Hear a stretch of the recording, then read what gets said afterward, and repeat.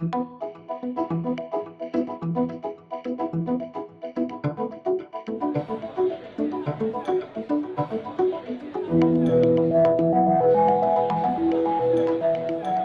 great to be here this evening to chair this panel. We have three fantastic panelists joining me to discuss sustainable fashion and circularity. I'll give you just a short introduction. So to my right, we have Joanna Dye from the women's wear brand Dye. It's a performance women's wear brand.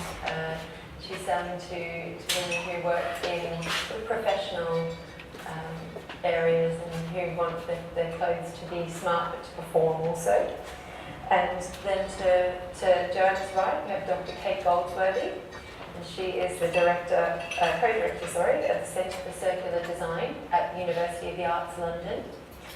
And then to Kate's right is Laura Balmond, and she's the project manager at the Ellen MacArthur Foundation, focusing on Make Fashion Circular and circular fibres, something that we're going to speak about quite a lot this evening. So what we'll do, I think, firstly is kick off with a definition, I guess, from each of our panellists as to what sustainability means. We hear sustainable used to market products all the time. We talk a lot about whether something's sustainable when it's made out of organic cotton, for example. What does sustainability really mean? And then, as an extension of that, what's circularity? Would you like to kick off for us, Laura? Sure, yeah.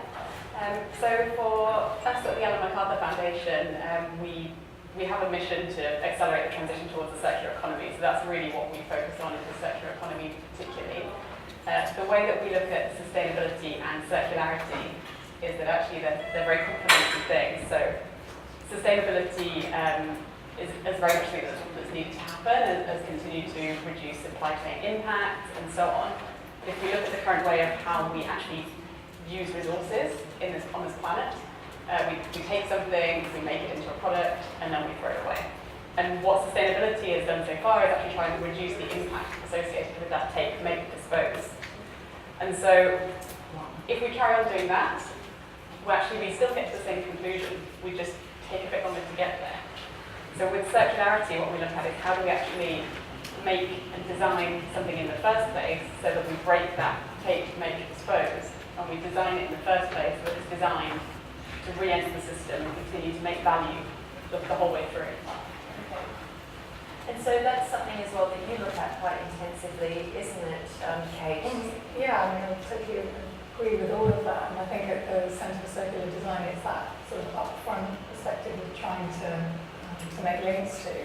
And I think it's really important, isn't it, to sort of separate out sustainability and away from circularity. Quite often it's just used as a new catch-all expression, but I think the two things work together.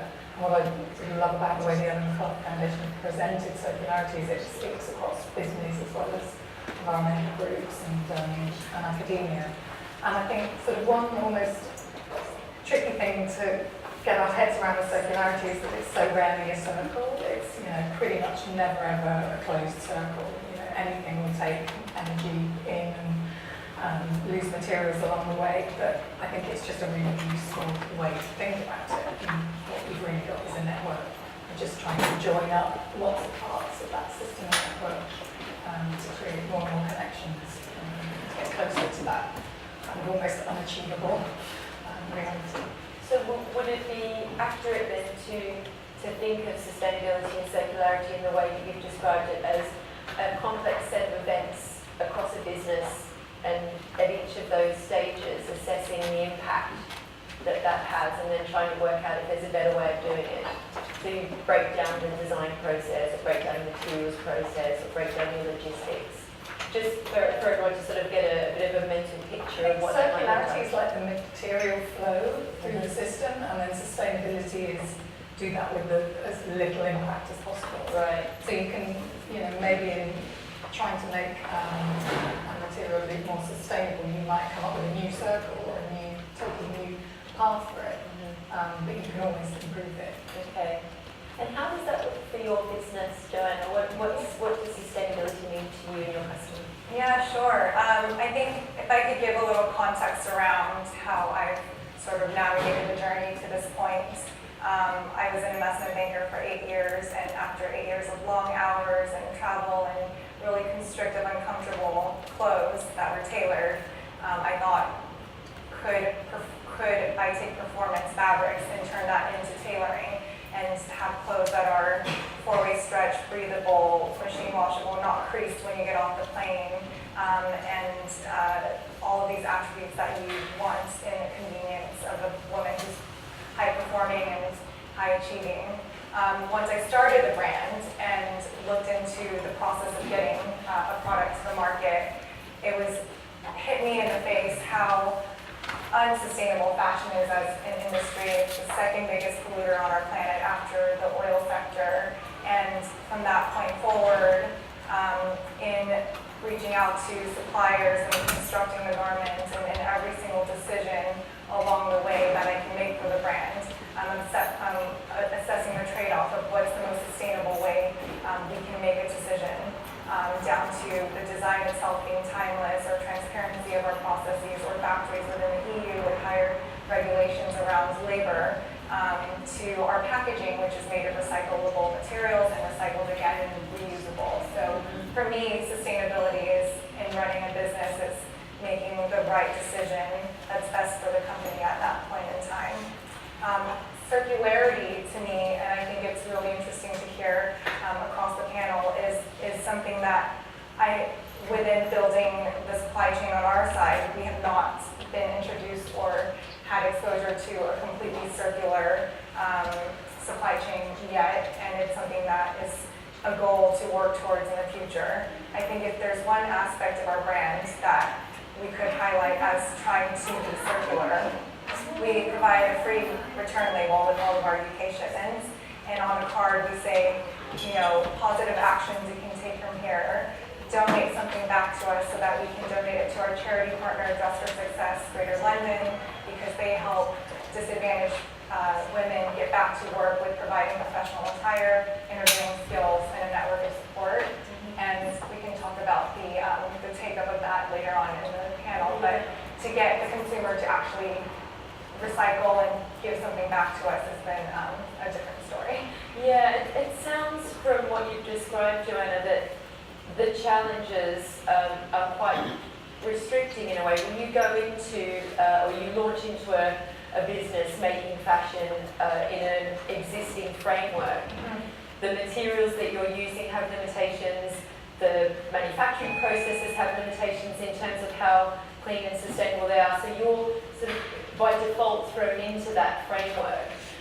So I guess it's quite challenging, so you have to be creative about the ways that you can begin to adopt sustainability. So recycled packaging makes a lot of sense, offsetting carbon footprints and things like that makes sense too. Laura, I'm just wondering what other business models you're looking at that could help sort of transform the way that we make fashion. Sure, and I think just to go back to that point, I think that's really key around you're operating within a current model that's broken, and so no one business, no one person is going to be able to go and actually change that whole model into a circular model. And so collaboration is key here, actually looking at fundamentally redesigning the whole fashion industry and involving actors right from businesses through to governments, through to education, people along the whole value chain, right from the people making the materials, but also those choosing them, designing, buying them. And those actually right at the very end, we have to then say, what's the value in this item that someone no longer wants? So it's really about collaboration between all of those actors. In terms of where we see sort of 3 core areas that businesses can start to shift towards circularity, the first one, as you mentioned, is really looking at developing new business models. And by that we actually mean looking at how can we keep clothing in use for much longer. So some of the statistics we came across when we were writing our report that we published at the end of November were quite shocking around some clothes being used up to 7 times before they got discarded. What we're looking at is that over a very short period of time, actually things aren't used anywhere near as long as they used to be. Clothing production doubled in the last 15 years, and in that time we actually use what we buy about 40% less. So what we're seeing is a shift in the market in terms of what people want. So can we look at models such as rental or leasing or resale that actually keep the clothes in circulation. A couple of other bits that are really essential to sort of complete the cycle. One is around actually increasing demand for safe and renewable materials and making sure that whatever has gone in at the beginning, ultimately if it's going to end up in the biosphere or either end up being returned back to the planet somehow, that needs to be safe and it needs to come from renewable resources. And the third one is very much around how do we join forces together to actually turn used clothes into new ones, because the solutions come right from the design, saying once this is no longer kept in use by the new business models, how is that designed so it can be disassembled, the fabric can be recovered, the fibres can be recovered and actually returned back into the system as well. So we see, as well as the business models, so these other pieces that complement it. Okay, so would we be talking about whole new businesses then set up on the basis that they may deal with just garment waste, textile waste? Is that something that you've been looking at? Is that an area that's being researched? I think there's so much exciting work in this sort of idea of business models, and we quite often use kind of a now, near and far framework when we're working with brands and fashion companies, because there are some things that are kind of easy to access now, but we've got to be aware that this is a field that changes all the time, and new materials, new sort of better impact processes are available. So, for example, the kind of technologies that are now emerging that can recycle clothing chemically back into new materials, we're almost there, but they're by no means accessible in an easy way at the moment. And some things are designed in at the beginning, other things are kind of consumer-led bottom up. So, peer-to-peer sharing, there's all kinds of different models that keep clothing in use longer. I'm also thinking about what we're talking about, companies like Reverse Resources that are sort of behind the scenes logging waste from companies and production and sort of joining the dots in a way, getting the waste streams to a more useful place. And so we need whole new systems, whole new software setups in order to facilitate that. So there's the near opportunities that kind of rely on trying to improve what we do as much as we can in systems and in waste, but then the longer term solutions, things like chemical dissolution of fibres, and for anyone who's sort of looking at this area, there are some textile solutions already. So cellulosic fibres are already manufactured and recycled in a circular manner. So we spoke quite a bit ahead of this panel about lensing and about their circular lyocell fibres. But where it gets much more complicated is where we introduce elastane and blend fibres, so cotton and elastane, polycotton and elastane. That's where we have a complete roadblock at the moment when it comes to chemical recycling. We spoke about this today, didn't we, Joanna? Exactly. So maybe that's a good sort of continuation point from there, is to think about the fact that in order to get your product to perform in the way that it needs to, you need a polyamide elastane blend. So tell me a little bit about how you sort of work on that sourcing side and deal with that. At Current, one of our biggest suppliers is out of Italy. It's a very high-tech performance mill called Euro Jersey, and I think if you land on their homepage, they have all the eco certifications and ISO and charitable work around having the least impact on the environment.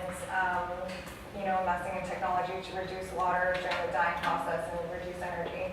So that's the sort of starting point in our main sourcing and supplier. I think having launched just a little over a year ago and looking forward over the next 12 months, something we are very interested in getting into is performance merino wool. So it's a mix of an organic fiber blended with some performance attributes, so they don't shrink as much in the wash, or they're really breathable and not wrinkly.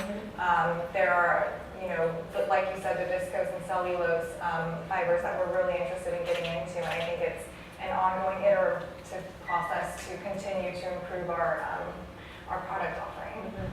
And this is something that I guess you have to do in tandem with your suppliers. You know, as a designer, it's difficult. You have, you know, the materials at hand that you can work with. What you're able to reasonably source is what's there. So, do you have any more thoughts on that, or anything that you'd like to kind of contribute on the materials side, and perhaps new materials that you've been looking into in the circular fibre sector? Sure, yeah, and I mean, I think it totally hits the nail on the head at the moment, the way that fabrics are designed. Often they blend, you know, 2, 3, 4, 5 materials, that actually there's no process at the end to gather those back. So when we talk about solutions that used clothes can become new ones, that's exactly what we're talking about. How do you align right at the front end what's going to happen when it's no longer used. In terms of materials innovation, there's huge amounts going on. I think everything's quite early innovator stage, and that's where we're really looking at how can we increase the demand for these materials. So Cradle to Cradle have something called Fashion Positive, which is a materials bank where they're trying to build a list of all these safe materials to actually help stimulate demand and consolidate the demand for them. We're also seeing through accelerator programs such as Fashion for Good, we're getting some quite interesting early stage innovators coming through as well. So there's one that's called Algae Knit, and they're making, you know, new renewable fibres from algae. There's one called Orange Fibre that actually looks at taking the cellulose out of used orange peels, you know, that are otherwise a waste product, and saying how can we make fibre from these. So there's a real variety of different innovators that are there. What now needs to happen is the adoption of those, and actually to create the conditions within the market to actually adopt those materials. What would be, from your perspective, some of the barriers to those materials kind of going to the commercial level that they need to be at to make a really sort of fundamental shift? I think Joanne sort of hit the nail on the head talking about the materials and the function she needs for a product, because quite often we're asked, you know, by students or young designers, what's the most sustainable material we can use, and the answer is, you know, it has to be suited to what you know, the performance. Otherwise, there's absolutely no point in having, you know, the best organic cotton and making something that's going to be worn a couple of times and thrown away.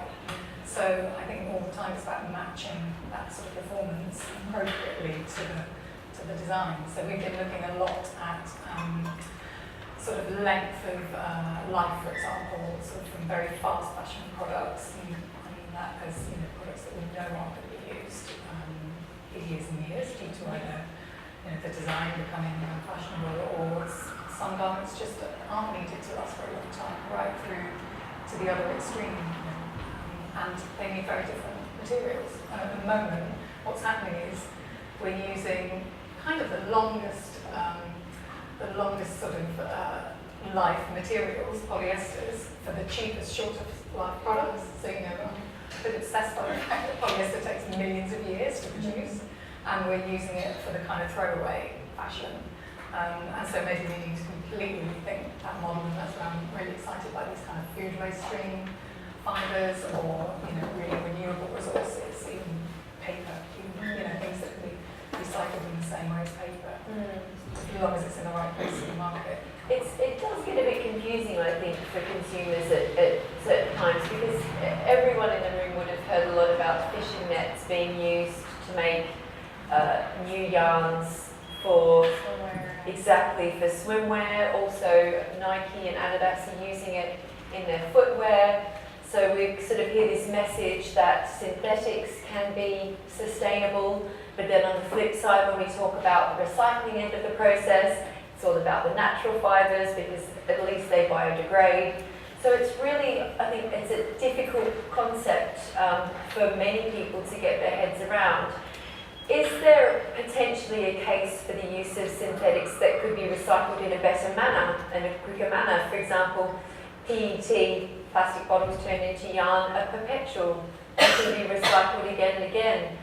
I know there's an issue with microplastics leaching into the water that needs to be solved, but it's not as clear cut as natural and synthetic, is it? I feel so strongly on sort of that point, because I think it's, you know, sometimes whole material groups can be kind of blamed for certain things, but actually, you know, we can't live the lives we live at the moment without plastic. And we also have to think that it's a byproduct of the oil industry. So as long as we're, you know, mining for oil, we have plastic material to use, it exists, and I think the argument with synthetics is that they can do some things that other fibres can't. There's some sort of uses, not just in fashion, medical or sort of, very functional uses.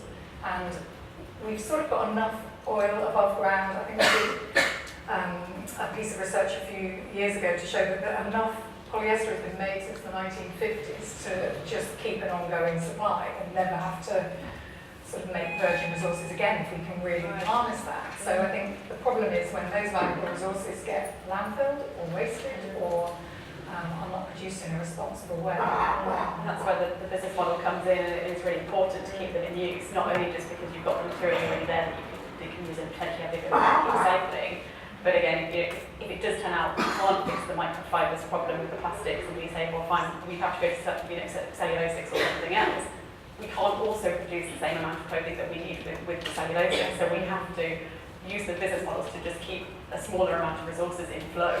Okay. And let's talk a little bit about consumer perspectives. Now, this is a sort of a hot topic when it comes to sustainability. Do consumers really care about it, and do they care enough to pay more for a product that's sustainable? I can already see some people doing this in the audience. What's your experience of that so far, Joanna? So, as I alluded to earlier, we do this recycle program with all of our shipments in the UK, and there has been extremely low take-up. I think just the number of people who actually even read that you can use this free shipping label and donate something back. It's maybe a question of convenience for them to go and dig in their closet and then book a DHL pickup. But from that perspective, I think consumers are still very much driven by convenience and a seamless sort of like ease of experience. And something that I do wonder, and we were discussing if there's a statistic out there, is if you had a pair of trousers on sale and a pair of trousers that were sustainably made with all the values that align with the consumer, which one would they go for? Anecdotally, I think from my experience dealing with our customers, they would probably go for the one on sale. Yeah. What are your thoughts on that, Kate? I do think it's really difficult because consumers, there's a lot of consumer research in this area, and I think what consumers say they'll do and what they actually do when faced with a decision often isn't the same.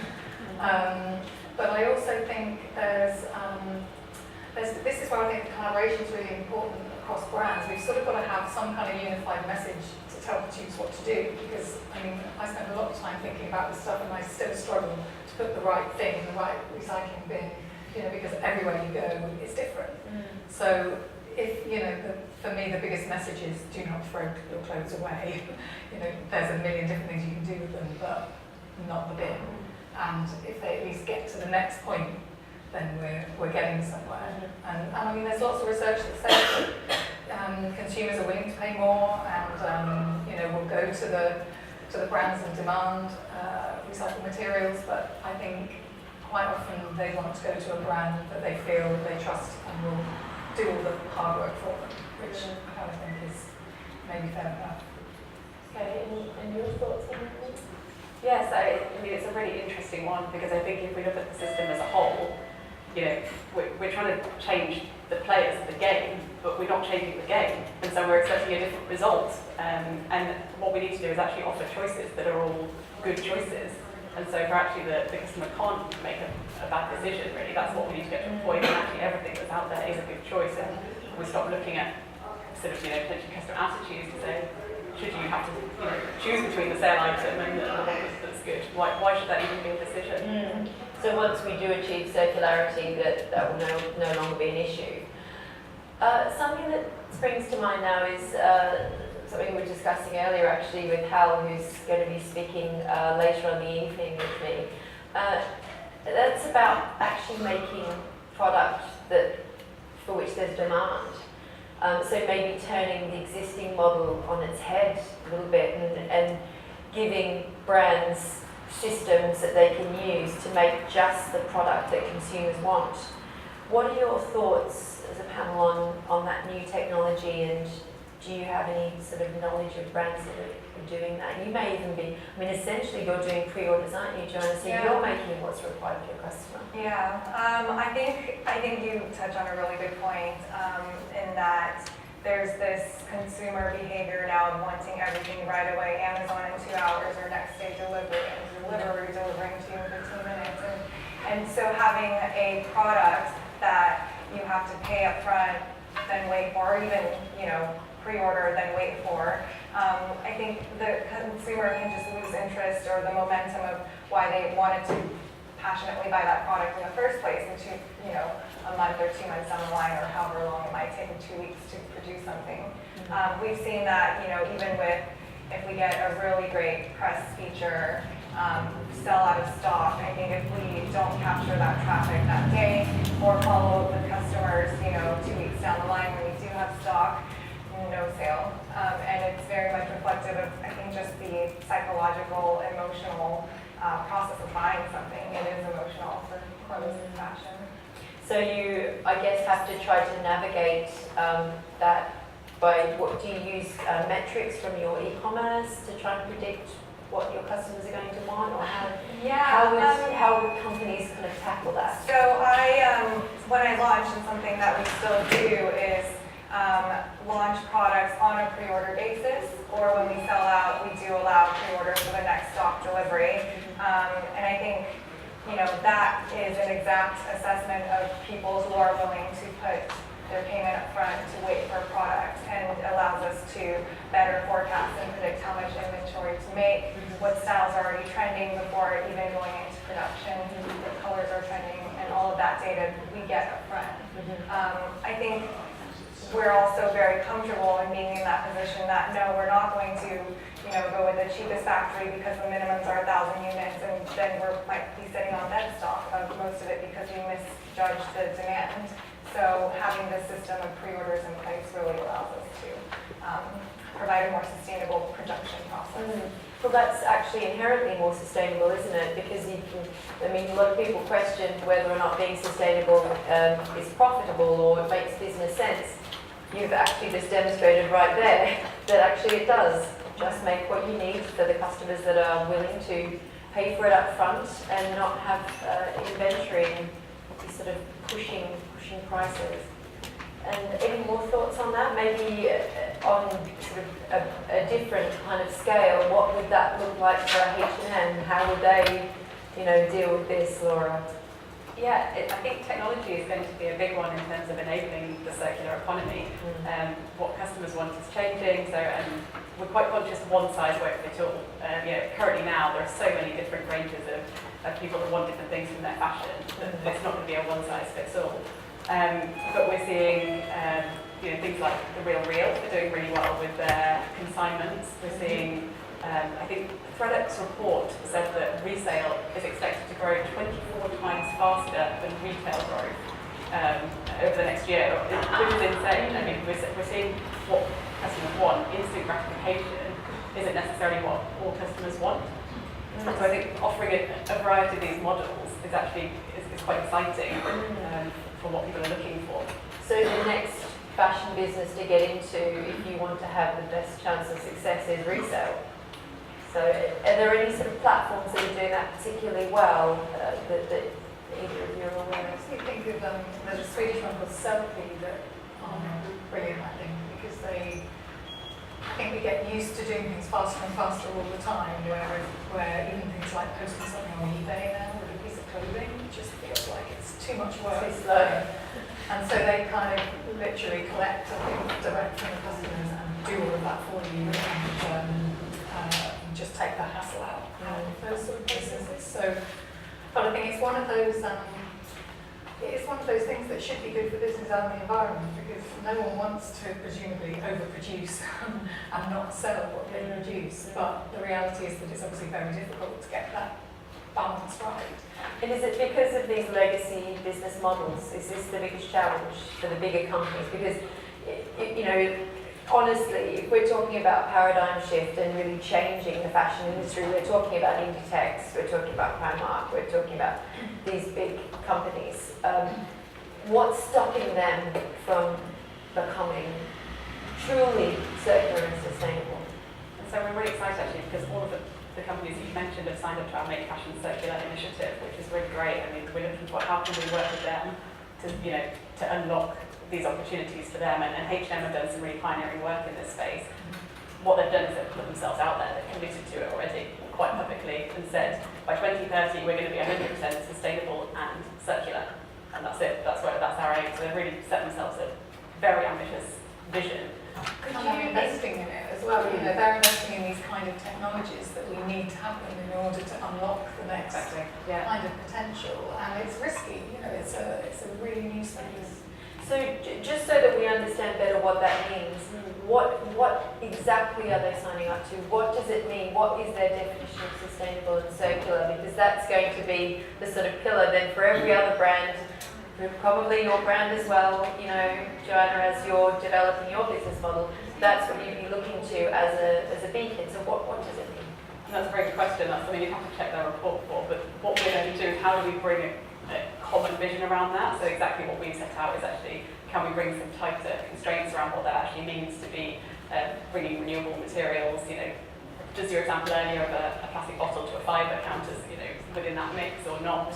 And I think the industry's got a huge amount of working it out to do. I don't think anyone has got all the answers yet. But exactly as Kate said, the investment that we're seeing, because they've put this bold ambition there, the vision to achieve it, has really sparked off a lot of investment and experimentation within the industry. I think they were quite brave as well. I mean, the launch of their circular pledge, they kind of held their hands up and said, we don't know 100% what this is yet, but we are committing to make this our focus and to move towards it. And I think that's all anyone can really say. You know, there is never going to be a day where someone goes, okay, I've got it, it's sorted now. So they're starting with several initiatives, and then I think they'll presumably, by being connected with you as well, be able to be ready to act when the next one comes. And what is it that's driving their kind of buy-in? Where is the switch happened and why? So I think, you know, H&M obviously have had some quite high-profile headlines that probably need to tell you what they are. But one of the ones that struck us quite a lot was around, they have something like $4 billion worth of stock stuck in warehouses because of the way their model operates. And that's not just them. You speak to a lot of the other brands and it's exactly the same situation, whether that's because of tax laws or because of however it is. So we have things that we've produced that we haven't even used that ultimately probably will end up in landfill or incineration because of the way we set up the model. And so they're understanding that's not how good business looks, and for them they're understanding that's their resource. They put money into that. So actually they're understanding by experimenting with new things they can keep these in use, and therefore they earn more value from the resources that they use. That's a good point about policy as well, because I think one of the sort of kickbacks to that attack was the fact that they couldn't sell on some of this material because of legislation. And sort of it's not, but they don't want to. So sometimes, you dig a bit deeper and there's some structural reason. But absolutely. And it goes back to one actor isn't going to change it alone. Businesses aren't going to change the system alone without the governments and the policymakers involved. But again, without the designers involved or the future business leaders involved. I guess maybe one observation, I haven't dug into the H&M story at all, but it's quite a paradox because maybe the first question should have been, why do they produce that much? And then I think if you look at the capitalist model that businesses operate in, they probably made that much because it was projected to achieve some sort of growth that goes back into their shareholders and investors. And so shouldn't maybe a business who's made too much be looking holistically and thinking, I should downsize and make less, and then just sort of like reset the bar and grow in a sustainable way that way instead of keep cranking out so many quantities. So it's a business philosophy and the sort of that ever-present need to make profit and to drive sales that's kind of pushing the production, which then causes so much waste. So again, that brings me back to that thought about, on-demand production. And is that something that companies like H&M would be realistically looking at, or does that just not even work for a brand that size? And with customers wanting product yesterday. I think small changes are really quite hard to make the bigger the company is, and you shouldn't just pick on H&M in a way. Lots of companies are, from the smallest to the largest, are sort of approaching that kind of difficult decision making. And one of the interesting things that when we've spoken to companies like that is the loyalty to supply chain as well. It's not a simple, sometimes you say, okay, there's a better material now, you need to switch it.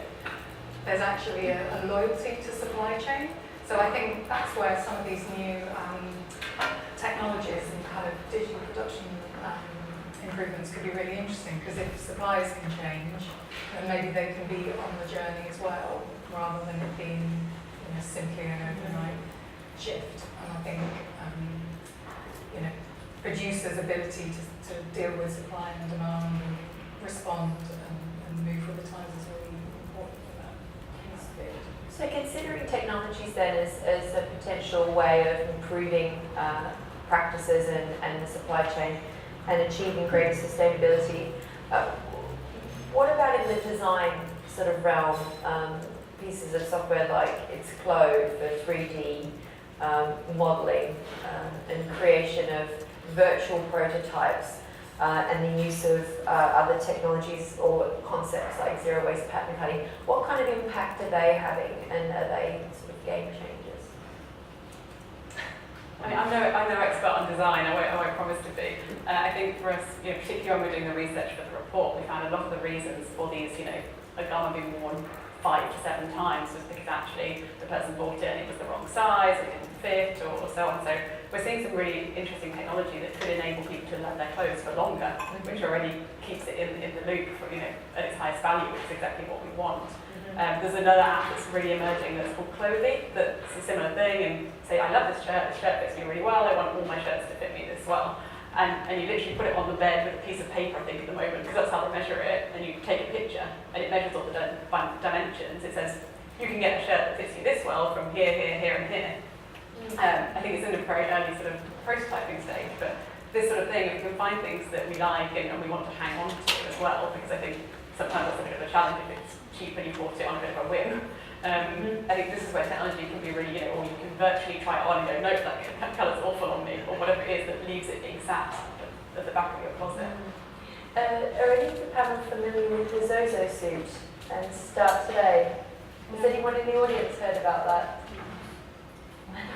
One. Okay, maybe we'll come to that later on. It's a suit basically that you wear that scans you from your phone and comes up with a 3D body scan of your measurements, and then feeds that through into a pattern cutting system owned by the brand, a proprietary pattern cutting system, and then makes custom made clothing for you within 4 weeks at Uniqlo prices. Wow. So it's, I think, pretty revolutionary, and it's brand new, so I'm not surprised that it's not kind of in everyone's radar yet. I think you touched on one point in that process of this business model, which is the pattern cutting. So for those that are not aware of how clothes are made outside of knitwear, they're laid, so you got fabric rolls, they're laid pieces onto the fabric and you cut around and then you sew and stitch them together. One of the ways that I think is pretty standard across the industry in conserving fabrics is to make a lay plan that optimizes how these pieces are fit together on this piece of fabric, such that you use as much of the fabric as possible. The remaining scraps are, I guess, have an unfortunate journey after that, or depending on what they can do. Something that we are brainstorming on our side is, could we use those scraps for repurposed into, say, a book cover or a little coin purse, or something that can give a second life to that fabric. And I think that's something that's worth exploring, not technology driven, but just common sense. Using the waste in a way that's sort of, again, it's extending the life of that fabric, isn't it? Also, you touched on the zero waste sort of approach and virtual designing, and I think people like Holly McQuillan are really worth looking at, who are just focusing on this now with a research project, looking at different weaving techniques, the whole garment weaving, and zero waste pattern cutting, sort of trying to find a way for that to fit in a commercial context, because often these things work brilliantly, but you can't design every product in that way. So again, it works well for some things, not for others. I just think maybe we can wrap up now with some final thoughts, maybe from each of you, on what you think are your kind of game changer. What's the one thing that's going to tip the fashion industry towards a serious sustainability achievement? For us, it's quite simple. It's the economy part of circular economy. It's got to make business sense, and it's got to be a way of capturing the value that's currently lost. More than $500 billion is lost from the fashion industry each year because clothes aren't worn long enough or the materials aren't recycled. So I think the economic opportunities versus what's going to shift it. Does that include dead stock as well? Yes. So stock that's never been sold, Yeah. And potentially gone into landfill. Yeah. Okay. I think for me it's all collaboration and getting industry to work together, getting consumers and industry and governments to work together, and I think you just cannot do anything circular without collaborating across the whole piece. So unified problem solving. Yeah. This one, I think, keeps me up at night a lot, just in being still a very small brand, but how do you make, or in the future, can make a big impact in just the example that we're setting out to do. I think that, in general, the economy is so focused on short-term profits and growth, and not looking at the long-term and the impact that all of this growth is having on the environment, the greenhouse effects, just everything that if we can even turn the needle a little bit on the behavior of consumers and companies both, and if our company can be an example of doing that, then that's a little bit as a model for others hopefully to follow. So I guess harnessing transparency and then communicating with the consumer, and the education side of it, bringing the consumer into the conversation. Okay, brilliant. I think we've reached our Q&A stage now. So we can throw the floor open to the audience. Yes, we've got a question at the back there. Thank you. What's going to disrupt the fashion industry, but in terms of look? And the reason I asked that, I'm from down the road at Workspace in Kennington, and in the energy and water conservation sector, where we've seen huge innovation, not just in terms of the e-commerce or manufacturing, but fundamentally energy and water storage, etc., etc. But for the last 90 years, we've essentially been wearing clothes that look very similar. So often wondered when I used to watch Star Trek, many years back, whether in the next 10 or 20 years there's going to be innovation in what we wear. And we've seen some disruption, obviously, with iWatch. We're now making more watches than Switzerland. So my question is, where do you think the breakthrough is going to come in terms of design, but in terms of the look? Is it the material? Is it the function? Should we expect more from our clothes? Good question. I think for us, and for where I gathered my inspiration to launch the brand, was from a performance and function perspective, and not finding that on the market. The same woven non-stretch fabrics that are, you wear 14, 16 hours a day, whereas I was looking for something that breathed more and was non-wrinkle and had big pockets for my iPhone. And so I think there is an innovation in the fabrics that are enabling maybe the everyday ready-to-wear to be more performance-led, or at least that's part of the design philosophy at Dye. We think about the life cycle of our clothes from a design perspective. You're right, clothes haven't changed, especially for work. It's still suits and dresses and blouses and shirts, and from that perspective, how can we prolong and build pieces to last?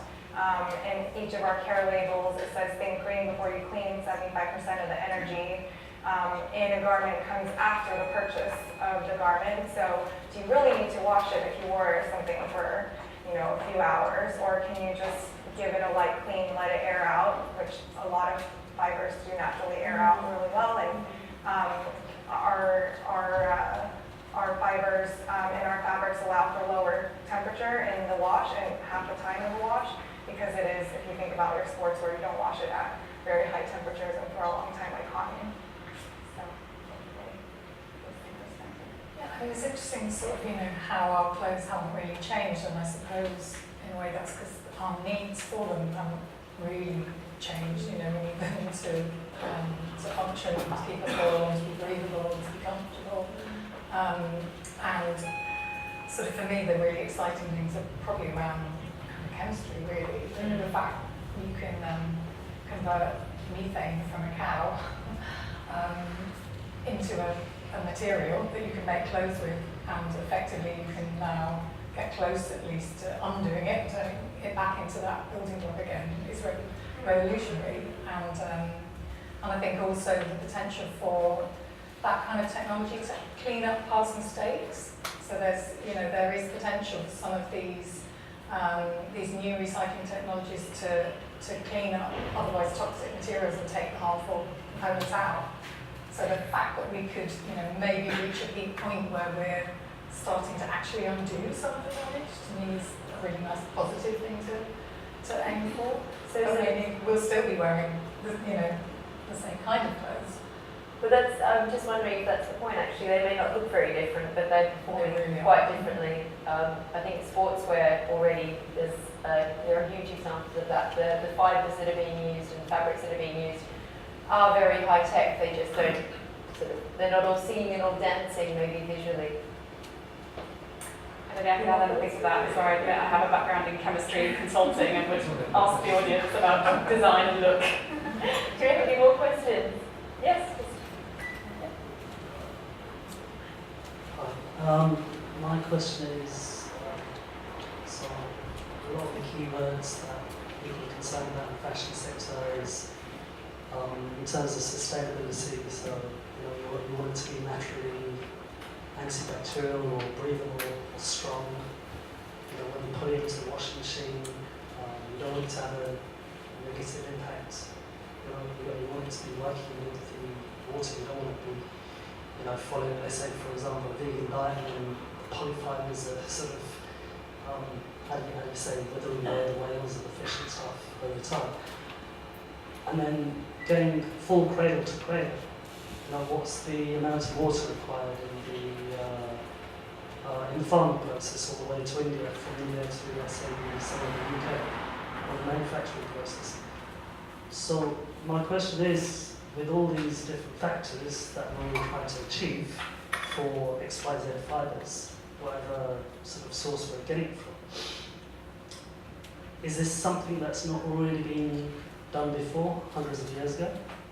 Because we've got all this technology now to actually do all these fibers, but a lot of our fibers that we're wearing, not me personally, not my stuff, it's all sort of plant-based, is synthetic.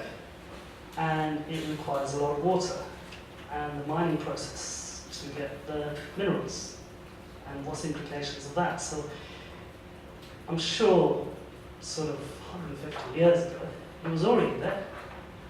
A lot of machinery that was used in the UK, for example in Wales and up north in Yorkshire, we sold that off to the Chinese.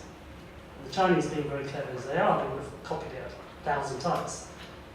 Looking at the rest of the world, thinking they can't really get machinery. So I think we have to come to the question. So we're going to run out of time.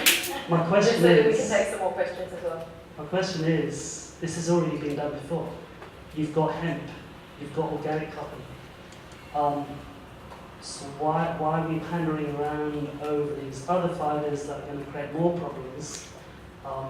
Complex fibers, smart technology, when we're going to have to recycle that. And it's already been done before. I don't really get to understand why we are not looking at, for example, the Irish, where most of the linen that's sold in the UK comes from. I'm going to have to, sorry, because we're going to really run out of time. I'm just trying to figure out it's a really valid point in that, sometimes it feels like the pace of change in technology is kind of unstoppable. And there are just so many angles to this, but if there are new could almost, rewind to a certain point in time that seems very attractive at times, but I suppose population growth, need for land to grow food, any of these kind of fibres like hemp or organic cotton, all of these things which seem like a blanket solution couldn't answer the demand without using up land that we need to grow other things. So there is a genuine feeling within the next 10 to 20 years, something like cotton will become a luxury fibre because we cannot grow it. And also there's lots of anomalies. So for example, there can be as much embodied oil in a paper bag as a plastic one because of the processes and the agriculture to grow it, running the machinery. So nothing is ever synthetic, natural, totally separate. So my answer is always we need both. We need, fantastic artisan communities and agriculture and biodiversity, but we also need to use the materials that we have at our fingertips to do the best possible things we can. And we've been in one of our projects, we're working with sort of material scientists and environmental scientists that are trying to quantify every design decision that we're making to show us the impact, and it's so interesting that you get sort of one result by just getting the consumer to use it twice as long, but you can get the same result by reducing the amount of material that goes into that garment and sort of acknowledging that it will be worn 5 times. So you can play with the system, but you have to sort of really understand all of the system. I think it goes back to a bit what you said earlier in terms of design. I mean, if we want something, if we want to go dog walking in an Arctic fleece or thing that's made for climbing Everest, then that's fine as long as it was designed in mind with recovering those materials, putting them back into the system, and keeping the value from them as long as possible. I think it's just what's the use and what's the, after it's not used anymore, what's the next step and how do those materials get put back into the system.